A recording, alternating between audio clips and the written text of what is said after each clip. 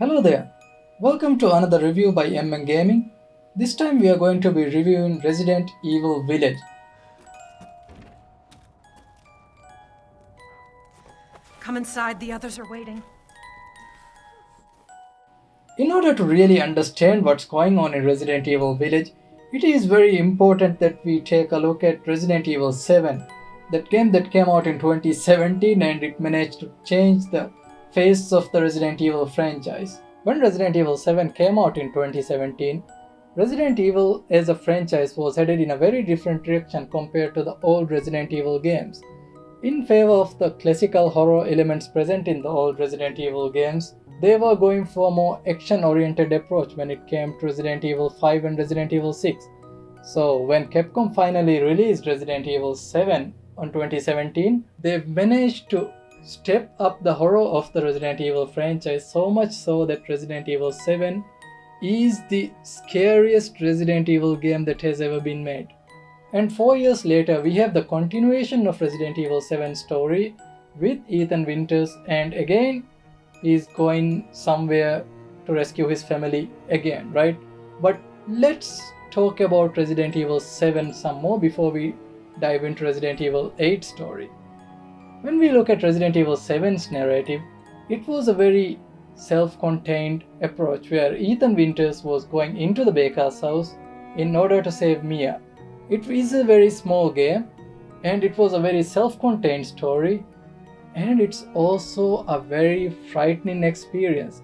If you are getting into Resident Evil 8, I strongly advise you to play Resident Evil 7 first, because Resident Evil 8, as I've mentioned earlier, is the continuation of Resident Evil 7. Not just the story perspective, but they have very similar themes. The theme of family is very much present in both of these games. Stop shouting. You'll draw the monsters. Julian, calm down. Who's this? A friend! Stay back. Father! Alright, now let's talk about Resident Evil 8. Looking at the story of Resident Evil 8, the game starts with Ethan Winters and his wife Mia and their child Rose somewhere hidden away in this remote location in Europe, right?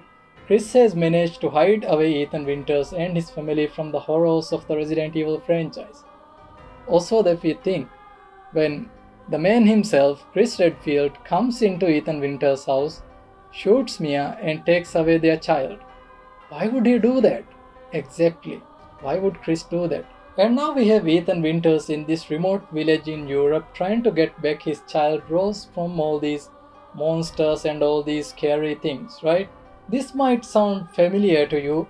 It's the same scenario back in Resident Evil 7 where Ethan Winters was trying to get back his wife Mia from the Baker's family. But does it feel like a repetition is the question? No.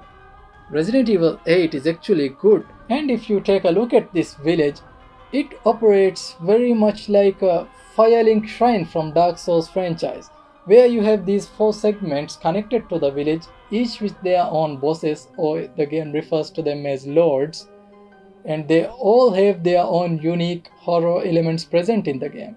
It's very interesting in a way because when you go to the first section of the village, that is the castle of the big lady, the Lady Dimitrescu, it's very much like Resident Evil 7, where you are mostly stalking and you can't fight most of the enemies head on. So we have Ethan Winters present in this remote village in Europe trying to get back his child Rose from the monstrosities of the Capcom Resident Evil franchise.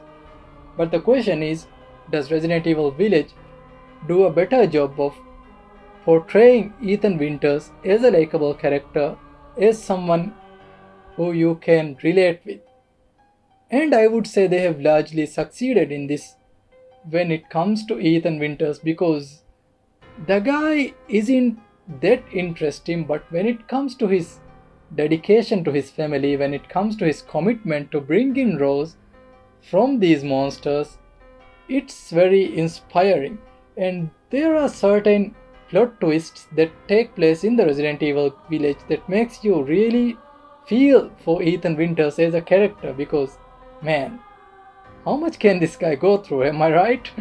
Like, it's good. Ethan Winters is a likable protagonist, The thing about Ethan Winters is sometimes he just keeps asking too many obvious questions when the answers are staring right at you in the face. You, as the player, would get it, like there's this thing happening right in front of you, but Ethan Winters would be like, what? What's going on? So sometimes it can get a bit annoying, but on an emotional level, Ethan Winters is a very good character. He's a good father, that's all you can say. He's a very good committed father figure. Mother, I bring you fresh prey. You are so kind to me, daughters. Now, let's take a look at him. Now let's talk about the bosses of this game. We have these 4 areas in this game that are presented to us with very different types of horror in each of these areas, and each of these areas will have their own bosses, right? I know what you are thinking. Is Lady Dimitrescu good? Does she live up to the hype? So when it comes to Lady Dimitrescu, you'll be happy to know that Lady Dimitrescu is one of the best characters in the game. She has motive, she has intentions, and she has good character build-up. Unlike most of the other lords, you can see why Capcom has made such an effort to put Lady Dimitrescu on the front of the PR that was behind Resident Evil 8, right? Lady Dimitrescu is a strong character, not only because she stalks you and she screams at you and she comes after you in a very horrifying way. I don't think most of us would consider it horrifying. It's not like Mr. X, it's not like Nemesis. It's a very different kind of horror, am I right? But still, Lady Dimitrescu is a very solid villain. I've been waiting for you, Mr. Winters. How do you know my name? Anyone who is anyone has heard of the likes of you. A hero searching for his daughter. Resident Evil 8 starts off in a very similar fashion as the Resident Evil 7 gameplay, right? But somewhere along the line it changes to something like Call of Duty Modern Warfare Zombies style gameplay approach. And I'm not entirely sure how to feel about that, because Resident Evil 8 is not designed to be Call of Duty game. It's designed to be a Resident Evil game where you are somewhat at a disadvantage when it comes to these zombies. So the gameplay doesn't feel as smooth as a Call of Duty game when you are trying to fend off these large hordes of zombies and monsters. But the good thing about the gameplay is that there's now a better inventory management system, and there's even a deeper crafting system where you can do a lot of customization with your weapons, and then you don't have to worry about losing inventory space, which was a constant worry back in Resident Evil 7. And there's also the presence of this merchant, Duke, who is a very interesting character and who's very likable in his own way. So unlike Resident Evil 7, you now have a large arsenal of weapons and different types of guns that you can fight the monsters with. And it's a good thing, and it really feels good to blow up these zombies, blow up these monsters with these different kinds of weapons. But the thing about this is, like I've mentioned earlier, it doesn't feel buttery smooth when they are trying to make it a bit more action oriented than the old Resident Evil game. There is wisdom in her devotion, though. And I hope it protected her as it shall protect us. What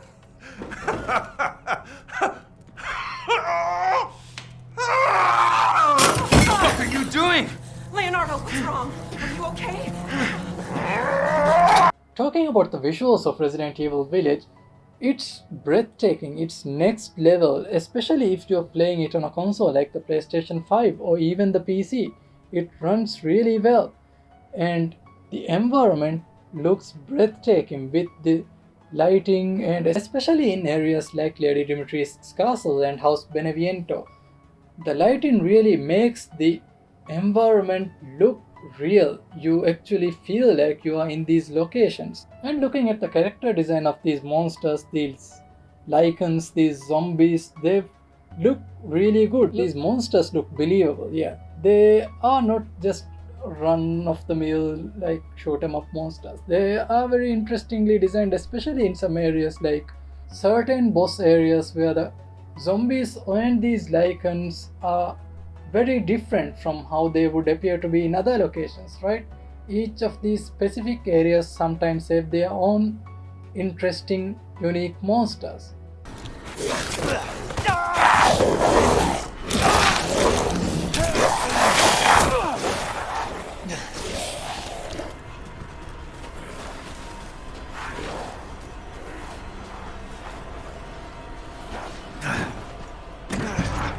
How's the soundtrack of Resident Evil Village?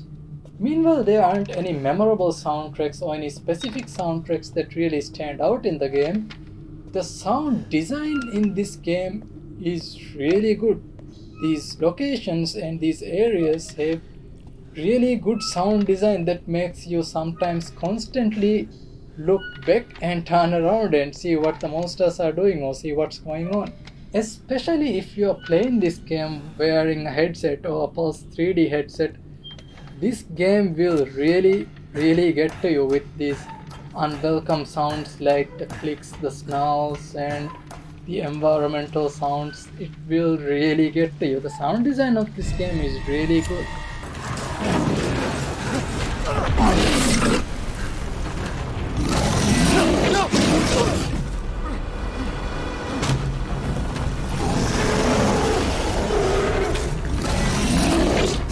Overall, Resident Evil 8 is a very solid game. It feels like it's a proper continuation of where the Resident Evil 7 story left off, and it's also a very solid entry to the Resident Evil franchise with very good gameplay mechanics, with better inventory management systems, and with the Mercenaries mode making a comeback in order to make the post-game value of the game better. This game feels like it's very much a love child of Resident Evil 7 and Resident Evil 4, which is in a way the best Resident Evil games in their own perspective. Resident Evil 4 was the OG Resident Evil game that everyone was talking about, and recently Resident Evil 7 was the game that came in and changed everything about the franchise. So Resident Evil 8 feels like it's a very good mix of Resident Evil 4 and Resident Evil 7, and it looks like there's a lot to anticipate from the Resident Evil universe. So would I recommend this game to Resident Evil fans? If you are a fan of Resident Evil franchise, you will love this game because it has the classic feel of the Resident Evil 4 with the gameplay mechanics, and it also takes a lot of inspirations from Resident Evil 7 when it comes to the horror perspective of the game. Would I recommend this to a newcomer for the Resident Evil franchise? Yes, because the gameplay mechanics of this game make it more accessible and it's not as scary as Resident Evil 7. So that was our review of Resident Evil 8. If you guys have any thoughts or any comments about the game, we would like to hear it from the comments below. See ya!